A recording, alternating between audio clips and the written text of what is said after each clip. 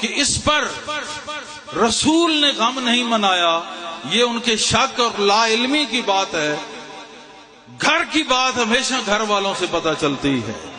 سچی بات تو یہ ہے کہ اس غم کو سچا مسلمان سن کے برداشت نہیں کر سکتا، اس کو بیان کرنا تو بہت دور کی بات ہے، لیکن یہ ضروری ہے، اس دن کو منانا ضروری ہے۔ کیوں ضروری ہے؟ میں کہتا ہوں کہ یہ اسلام کی مجبوری ہے، یہ اسلام کی مجبوری ہے۔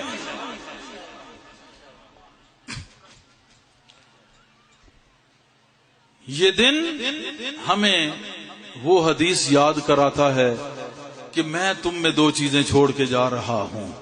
جتنا بھی کوئی بھولا ہوا ہوگا 10 محرم کو اس کو پتہ چل جاتا ہے کہ ایک تو قرآن چھوڑ گئے تھے، ایک وہ چھوڑ گئے تھے جن کو آج ہم منا رہے ہیں۔ اور آپ نے کہا تھا میں چھوڑ کے جا رہا ہوں، قیامت تک قرآن بھی رہے گا، قیامت تک اہل بیت بھی رہے گا، کیونکہ چھوڑ کے جا رہا۔ اور فرمایا کہ ان کو تم تمسک یعنی ان کو پکڑ کے رکھنا، ان کی سنگت رکھنا، پتہ چلا اہل بیت رہے گی۔ یہ الگ بات ہے کہ موجود بہت سارے ہوں گے لیکن درس حسین والے کم ہوں گے، لیکن قیامت تک رہیں گے ضرور۔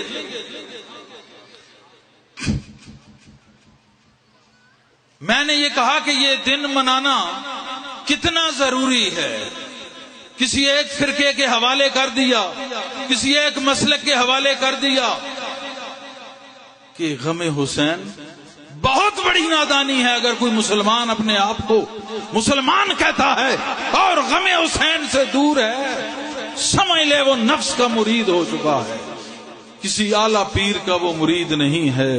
اگر کسی پیر کا مرید ہے تو وہ پیر سوچ لے حسین کے قدموں کی خاک ہوتا ہے، حضرت حسین علیہ السلام کے قدموں کی خاک ہوتا ہے پیر۔ اور جس پیر کا مرید یہ کہے کہ نہیں یہ کسی اور کے، تو بات سن لو، نہ وہ مرید ہے نہ اس کا پیر ہے، نہ وہ اپنے آپ کو سنی کہلانے کا حقدار ہے۔ سنت یہی ہے کہ غم حسین منایا جائے، یہ سنت ہے۔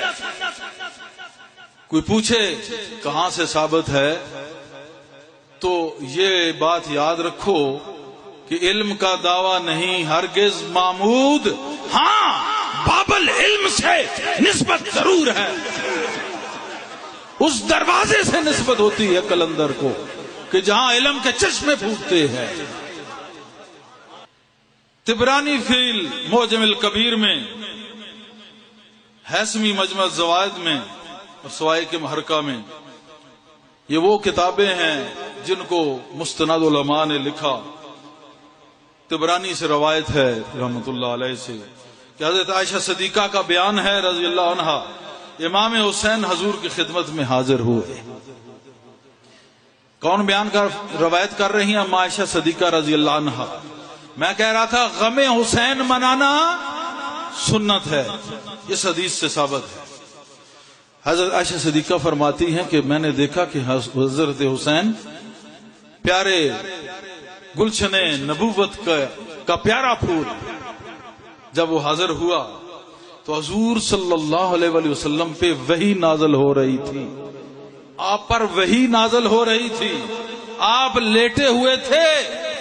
امام حسین نے کیا کیا؟ پشت پہ جا کے بیٹھ گئے۔ آپ جب سینے پہ لیٹ گئے، جبریل ماشاءاللہ یا علی ماشاءاللہ ماشاءاللہ، جبریل نے حضور سے عرض کیا یا محمد کیا آپ اس بیٹے حسین سے پیار کرتے ہیں؟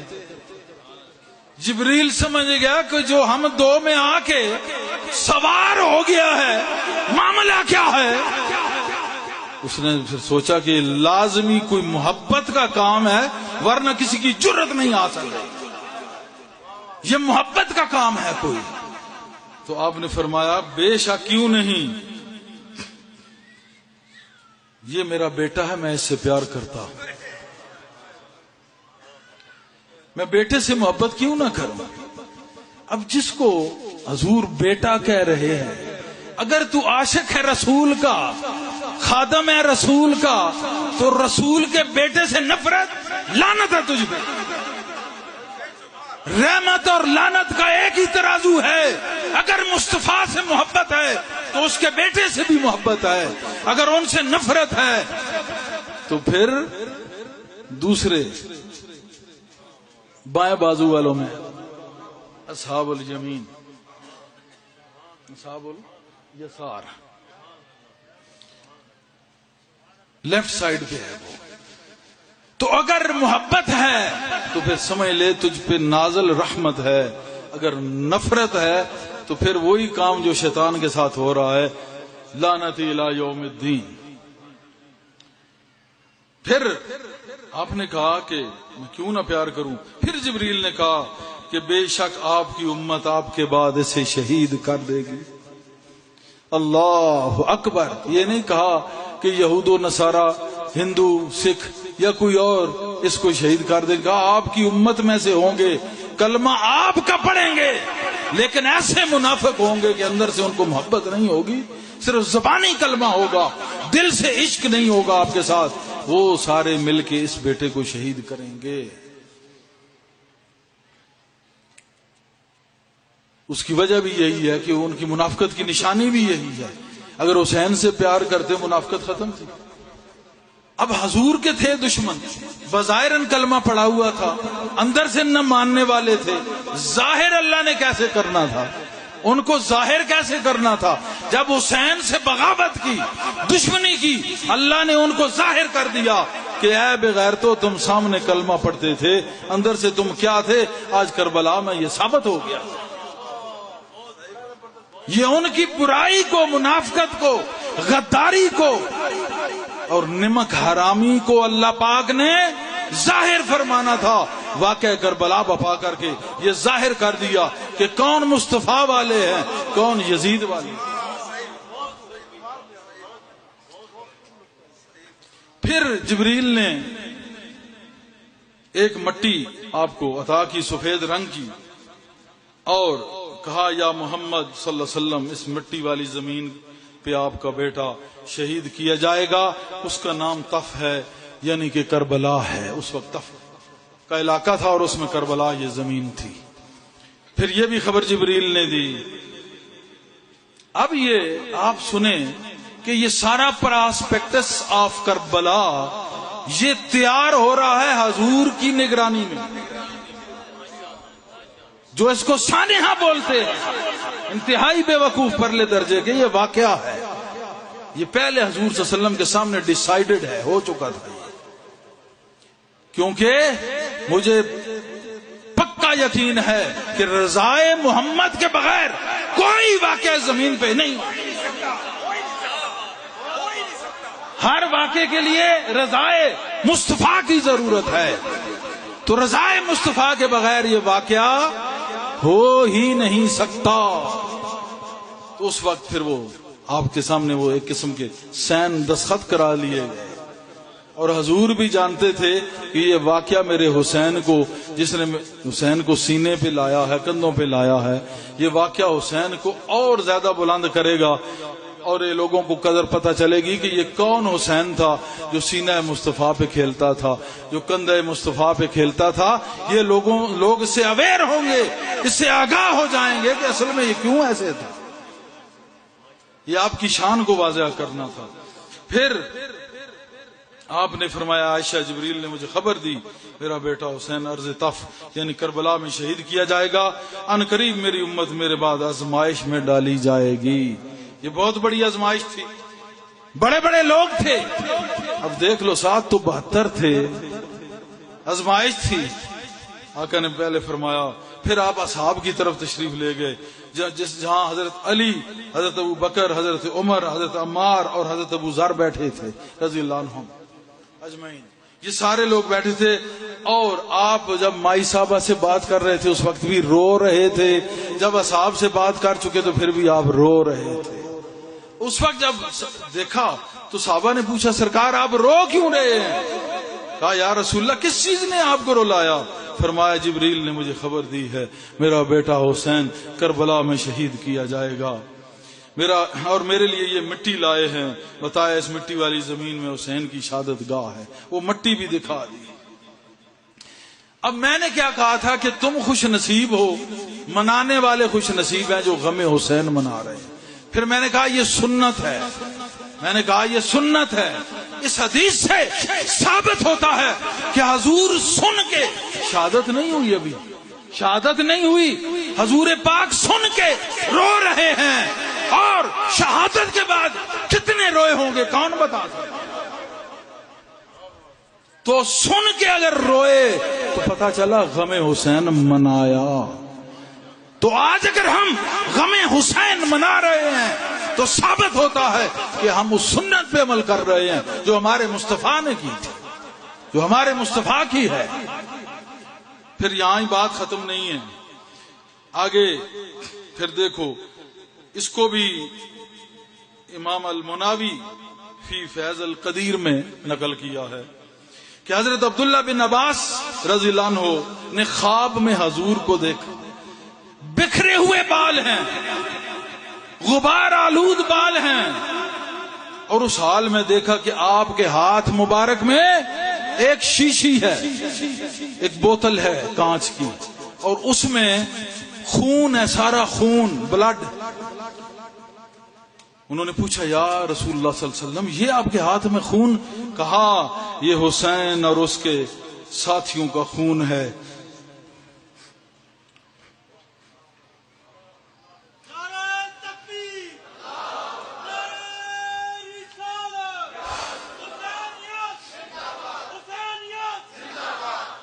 فرمایا یہ حسین اور اس کے ساتھیوں کا خون ہے جو صبح سے میں جمع کر رہا ہوں، صبح سے جو جمع کر رہا ہوں۔ ارے نادان مسلمانوں، اب بھی تمہیں سمجھ نہیں آئی کہ غم حسین وہ سنت ہے جو حضور نے خود منایا ہے، اور وہ خون جو جمع کیا یہ ایسے یہ غم تھا، خبر سنی تو روئے، اور جب وہ معاملہ ہوا تو خون جمع کر کے دکھا رہے ہیں۔ یہ نبی کا خواب میں آنا حقیقت ہوتی ہے، پتہ ہے آپ کو؟ اور ہمارے پیارے نبی صلی اللہ علیہ وآلہ وسلم جناب محمد مصطفیٰ فرماتے ہیں میں اگر خواب میں آؤں تو یہ اصل بات ہے۔ تو یہ اصل، اور دیکھنے والے حضرت عبداللہ بن عباس حضور کے بھتیجے ہیں، وہ دیکھنے والے ہیں۔ کیا کہا؟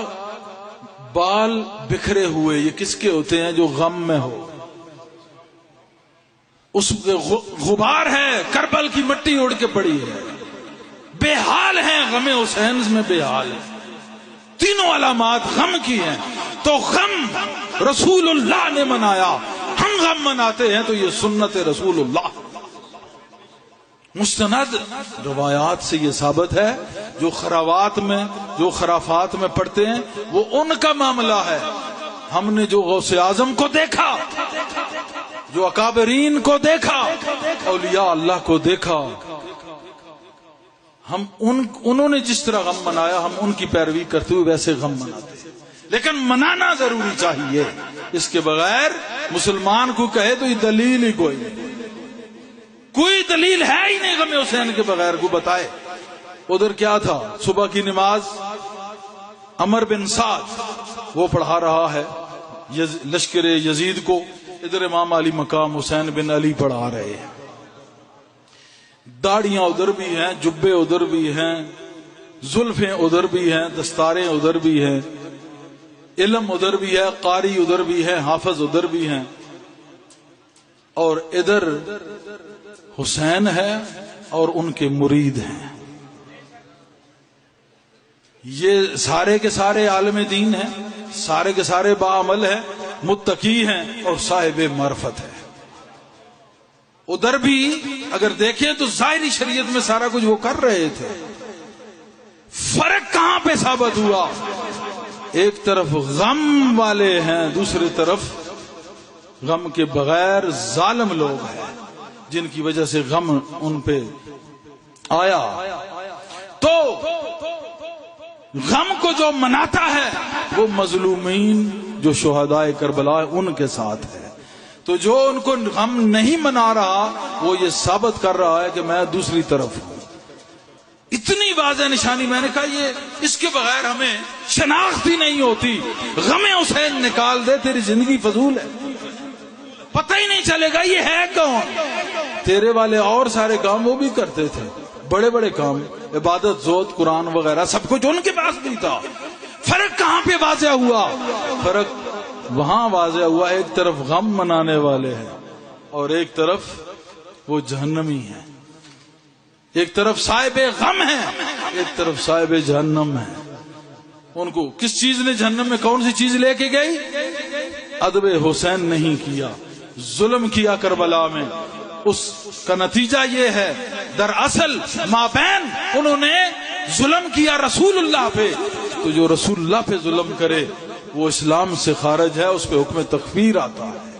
کلمہ پڑھتا رہے لیکن حضور صلی اللہ علیہ وسلم کی شان میں گستاخی ایسی کرے, اور گستاخی بھی وہ اس سینے پہ لیٹنے والے بیٹے حسین کو قتل کر دے تو وہ مسلمان کہلانے کا حقدار ہے؟ غدار ہے, مرتد ہے, ملعون ہے, مسلمان نہیں ہو سکتا. اللہ پاک ہمیں اس طرح پیارے حسین کا غم منانے کی توفیق عطا کرتا رہے.